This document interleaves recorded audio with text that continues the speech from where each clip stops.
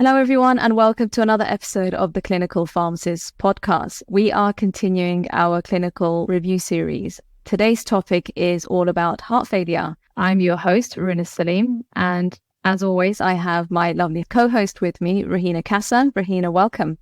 Hi, Ruhina. Hi, everyone. So, as Ruhina mentioned, today's podcast will be on heart failure reviews. Today, Ruhina will be giving us some insight on how to conduct a heart failure review. Ruhina has a plethora of experience and has developed the heart failure module, which is part of the clinical medication review series. And just some exciting news to share with our listeners. Ruhina has been nominated as a finalist for the Senior IP Pharmacist of the Year award. So massive congratulations to Ruhina.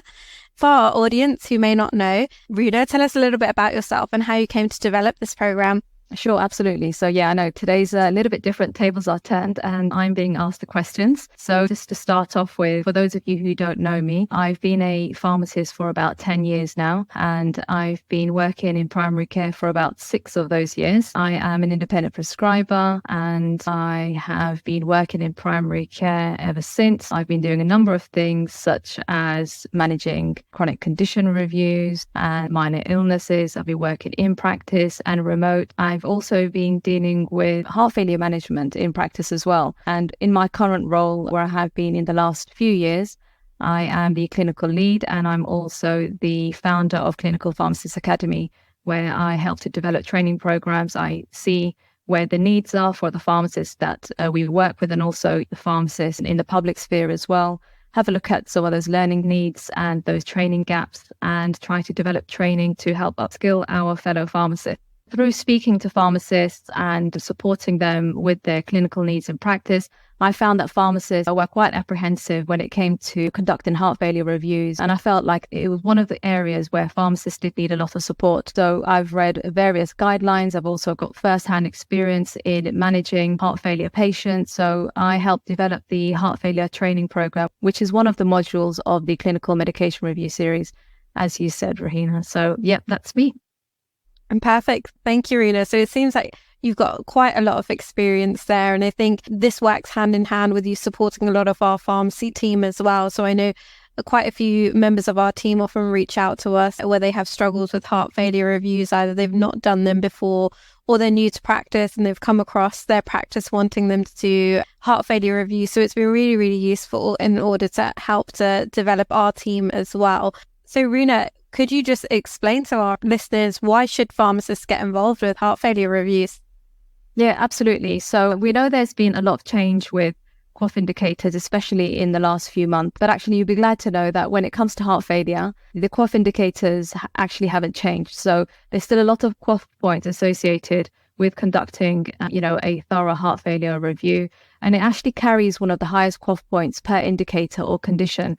And it's actually worth 29 cough points. So it's quite significant weight. So as well as being able to ensure that your heart failure patients receive high quality evidence-based care, I'm sure your practice managers and GP partners will be quite keen to get any help they can to ensure that reviews are done on time. So as I said, it's a great opportunity to support your practices. And actually, in terms of how pharmacists are placed and, why I think pharmacists can be potentially great at conducting heart failure reviews, due to the variety of the treatments available in heart failure and the different classifications of drugs. So you've got angiotensin receptor blockers, you've got ACE inhibitors, you've got beta blockers and others. So you really need a good understanding of pharmacotherapy to ensure that you manage your patients effectively and safely.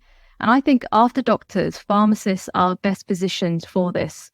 So initially, pharmacists might shy away from conducting heart failure reviews, thinking that there might be, complex physical assessments involved, such as knowing all the different heart sounds and whatnot. But you don't actually necessarily need that during a routine review, because once the patient's been diagnosed by the specialist and is stable and, the care is then transferred to primary care, the main aim is treatment optimization. So, which is where pharmacists are best placed to deliver that sort of care. So I think at first glance, it seems a little bit overwhelming for perhaps some pharmacists. I think once you take the time to understand it, it's not that complicated. And hopefully we can break it down a little for our listeners today. Absolutely. And I can completely understand where some of the pharmacists may be coming from, that it can be quite daunting when you're just being given a heart failure review to do for the first time. But I think understanding that we're the experts in medication as pharmacists, and we've got all of our resources, and we know our pharmacotherapy and we know our pharmacology. So this should put us in the correct position to be able to conduct these reviews. And also just touching on for those listeners that aren't sure what QOF indicators are. So QOF is Quality Outcome Framework. So it's a framework set by the NHS that increase funding for a GP practice, but it's also primarily involved around in enhancing patient safety and patient care.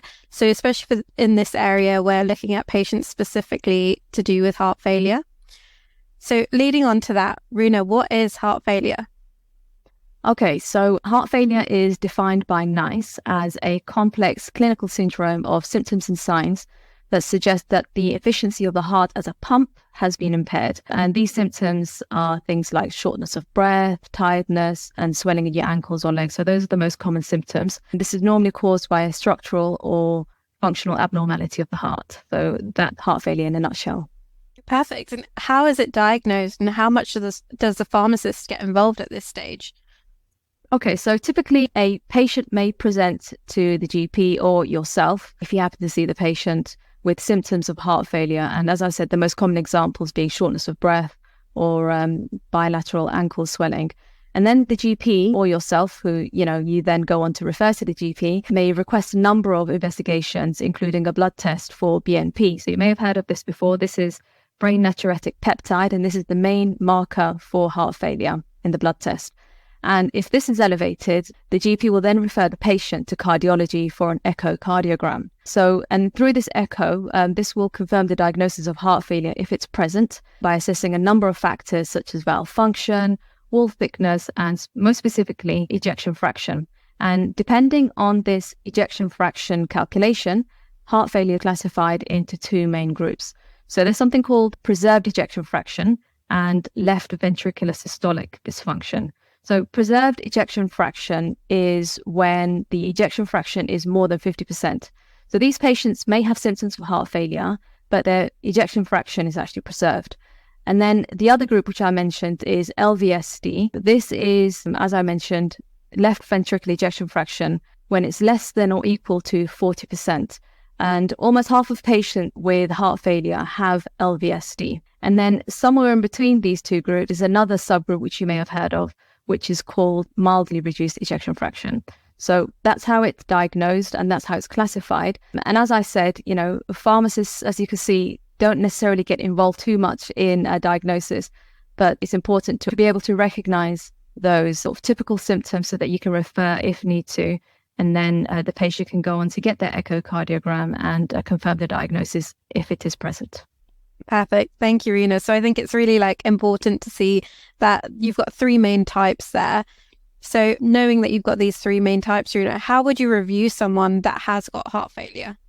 Okay, sure. So it depends on the classification that they have. So if we start off with LVSD, because I think this is really important for pharmacists to understand, if your patient has the LVSD subtype of heart failure, they need to be treated an ACE inhibitor or an angiotensin receptor blocker and a beta blocker. So these are the two main treatments that the patient needs to be on. And then you need to review these medications, not only to ensure that they're on them, but to ensure that they're optimized at the maximum tolerated doses. And then all patients, regardless of subtypes, whether they have LVSD or not, you need to ensure that they have an annual review and a functional capacity assessment. So what this is, it's just a grading system used to assess a patient's ability to perform daily activities. It's pretty similar to the COPD breathlessness score, if you're familiar with that. So those are sort of the main components of the heart failure review. Okay. Is this why there's multiple registers for heart failure? Yeah, exactly. So this is where a lot of pharmacists get confused when it comes to heart failure review. So in practice, there's one heart failure register, which includes all subtypes. And then there's also an additional register for your LVSD heart failure subtype. And this overlaps the main heart failure register. And because of the different treatments involved with LVSD, you can see why it's important to maintain this additional register, because we need to make sure that, the LVSD patients are read coded properly, so that if we're doing a search, for example, we can ensure that these patients are picked up where we need to initiate ACE inhibitors or beta blockers, for example. Okay, perfect. And Which pharmacist would you say could initiate or up-titrate treatment? Okay, so that's a really good question. I think, pharmacists are often unsure sometimes of, what they can and can't do within their role, whether you're a prescriber or a non-prescriber. So I would say all pharmacists, regardless of whether you're a prescriber or not, you can certainly help your practice with conducting heart failure reviews. However, when it comes to initiating or up-titrating treatment, I would say as a non-prescriber, if you feel that the patient's medications are not optimized, you could certainly make recommendations to the GP rather than attempting to up-titrate the treatment yourself. So unless you're a prescriber and you're competent in this area, I would suggest that you, rather than doing it yourself, you make the recommendations to the GP if you find that there's room for optimization. And I'm sure the GPs will be very grateful for the recommendations because you've done all the legwork for them and, identify these patients. And it shows them that you're doing the review thoroughly. And in fact, if nothing was being referred to the GP and you've done dozens of heart failure reviews, that actually might be a cause for concern that you haven't identified anyone, where there's room for optimization or initiation of treatment. So hopefully that's clear for our prescribers and non-prescribers out there. Yeah, absolutely. And I think as a non-prescriber, making recommendations to the GP as well, I think that's a really good learning point as well. So you're not only just building up your confidence in the area where you're doing heart failure reviews, but you're constantly learning as well. So eventually you'll be at a point where you might be able to do these reviews independently. So what else needs to be checked during a heart failure review? Okay, so as well as those things that I've mentioned, there are a number of other things that you need to ensure that you check during the heart failure review. One of them being assessing heart failure symptoms. So those things that I mentioned with regards to breathlessness, ankle swelling, and weight as well, because these actually indicate the level of fluid retention. So that's really important. Weight monitoring is a big thing when it comes to heart failure. You also need to assess pulse and regularity. Because we need to check for regularity, it's important that this is done manually because it won't necessarily be picked up with a machine or it might come up as an error. So that's really important to do. Also, blood pressure as expected. And then there are also some routine blood tests as well, which will include a full blood count, urea and electrolytes for the kidney function, HbA1c and non-fasting lipids. And those are sort of, the main routine checks that need to be done. Okay, perfect. What are some other factors that you may need to bear in mind during the review, such as over-the-counter therapy and lifestyle advice? Okay, sure. Yeah. So I think this is a really good question. There's certainly so much that encompasses a heart failure review, and a lot of it is advice and ensuring the patient's well educated so that they're avoiding the exacerbating factors and they know when to seek medical attention. So I think one of the main things is advising your patient to avoid over-the-counter NSAIDs. So, naproxens and ibuprofen, and also review any prescribed medications. So if they've got any prescribed NSAIDs on there, you need to make sure you review that. Also things like verapamil and diltiazem. These are things that can aggravate heart failure. And, particularly these two calcium channel blockers, because they reduce heart rate and ultimately reduce cardiac output, they can worsen heart failure. It's really important to try and stop these medications. Another one that we touched upon earlier as well is maintaining fluid balance. As we know, fluid retention is a big problem when it comes to heart failure. And actually, if a patient has severe symptomatic heart failure, we actually need to restrict fluid intake. So, for example, less than 1.5 litre to 2 litres a day to help relieve symptoms. But of course, you need to make sure that you don't restrict fluid intake excessively to risk dehydration, and also avoiding excessive salt intake because we know that this affects fluid retention as well.